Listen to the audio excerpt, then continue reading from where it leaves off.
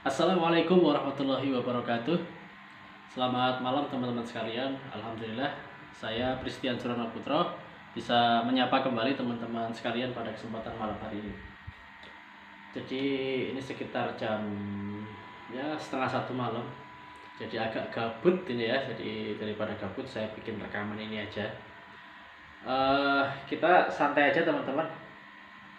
Jadi beberapa kesempatan ini saya mau cerita ya teman-teman. Dalam beberapa kesempatan itu saya menjumpai ya teman-teman yang mereka tuh mengalami masalah dalam kondisi finansial.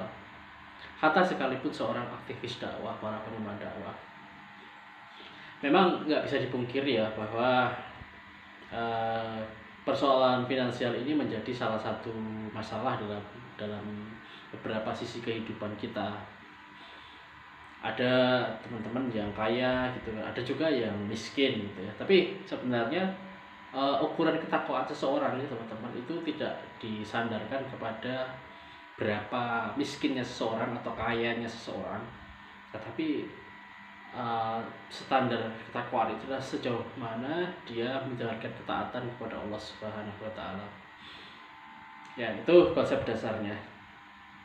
Nah, tentu saja uh, saya pribadi ya merasa bertanggung jawab ya kepada teman-teman yang paling tidak yang ada di sekitar saya tentang yang mengalami kesulitan dalam kondisi keuangan gitu ya. Ada memang yang mereka itu butuh bantuan langsung ya, tapi ada juga yang mereka membutuhkan bantuan tidak langsung. Bantuan langsung itu maksudnya seperti misalnya kalau mereka memang membutuhkan apa yang menjadi kebutuhan, ya, butuh uang gitu ya, udah kita bantu dengan uang gitu ya. Tapi ada juga yang mereka itu membutuhkan bantuan dari sisi skill atau mindset. Nah, yang kedua ini yang akan saya bahas. Tapi saya tidak punya kapasitas untuk kemudian mengajari tentang soal keuangan ini. Saya hanya ingin berbagi tentang pengalaman saya bagaimana mengelola keuangan, dan saya pikir alhamdulillah ya, kemampuan mengelola keuangan itu sangat berkaitan dengan pengetahuan.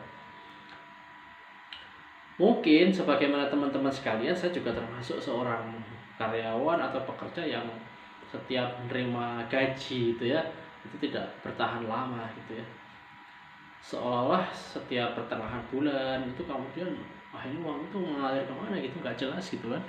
Nah, oleh karena itu kemudian saya berusaha ya untuk kemudian berubah gitu kan. Apalagi dakwah ini kan membutuhkan satu keberanian yang kadang itu membutuhkan satu resiko besar, di mana resiko itu salah satunya adalah diputus mata pencaharian gitu ya. Karena resiko dakwah, apalagi dakwah yang bersifat politik gitu. Oke, tak berlama lagi saya ingin sedikit berbagi pengalaman ya. Jadi intinya saya mengajak teman-teman sekalian apapun profesinya saat ini adalah untuk mencoba membuka wawasan baru tentang berdagang ya, berjualan.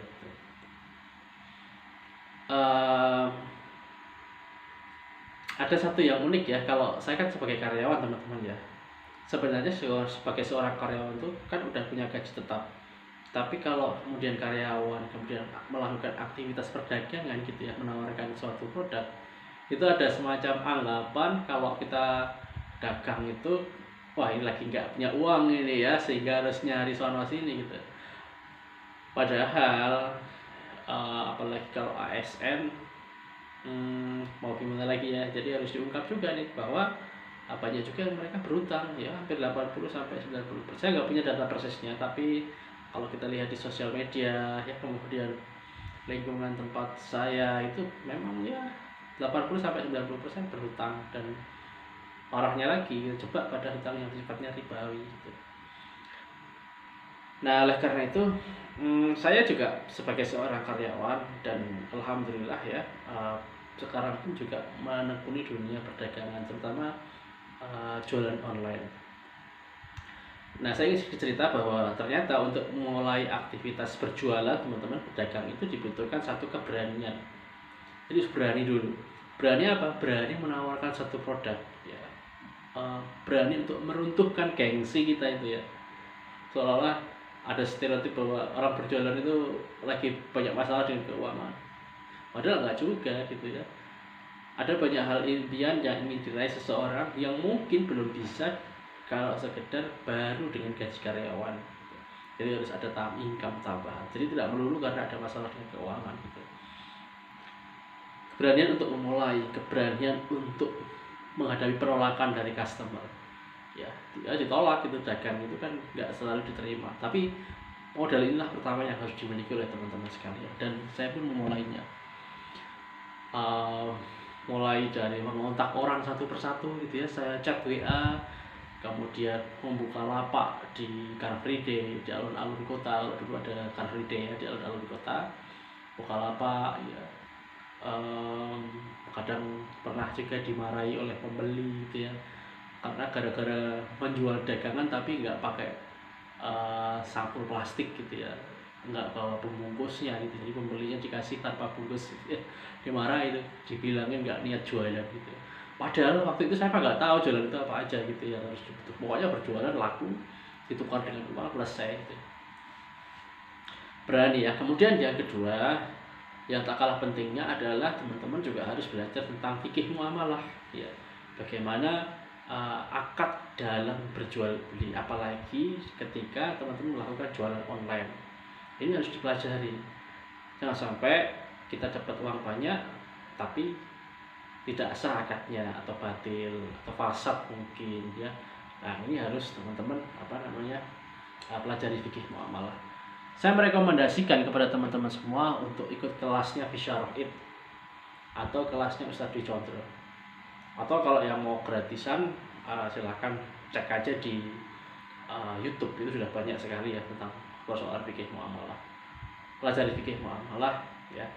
Kemudian yang ketiga, ilmu-ilmu teknis ya, itu mulai dipelajari bagaimana kemudian biar jualan kita laris ya. Dalami tentang Facebook. Saya pribadi membaca buku-buku banyak sekali tentang Facebook, tentang WhatsApp, tentang Instagram dan lain sebagainya. Saya pelajari itu sehingga bagaimana kemudian kita bisa berjualan secara online itu bisa dilakukan. Teman-teman, saya termasuk orang yang introvert ya. Jadi kalau ketemu dengan orang itu malu, gugup, menguras banyak energi gitu ya. Tapi ketika berkomunikasi lewat tulisan ya di sosial media, saya senang gitu. Nah, oleh karena itu kemudian saya mempelajari ilmu tentang copywriting, bagaimana seni mengeluarkan uang dari dompet orang lain dengan tulisan gitu ya. Itu kasarnya seperti itu, tapi intinya bagaimana kita berjualan lewat tulisan gitu teman-teman. Apalagi pelatihan membuat desain dan lain sebagainya. Nah, seperti ketika saya membuat video ini ngisi kegabutan aja sebenarnya. Daripada gak ada kegiatan, udah coba bikin video seperti ini, mudah-mudahan bermanfaat. Kalaupun tidak bermanfaat, ini menjadi catatan saya, dokumentasi saya pribadi, bahwa tanggal hari ini, malam hari ini, bulan ini saya pernah buat video seperti ini gitu. Mungkin bagi anak saya, cucu-cucu saya, cicit-cicit saya kelak, ini bisa menjadi pelajaran buat mereka gitu ya, untuk mulai berdagang gitu.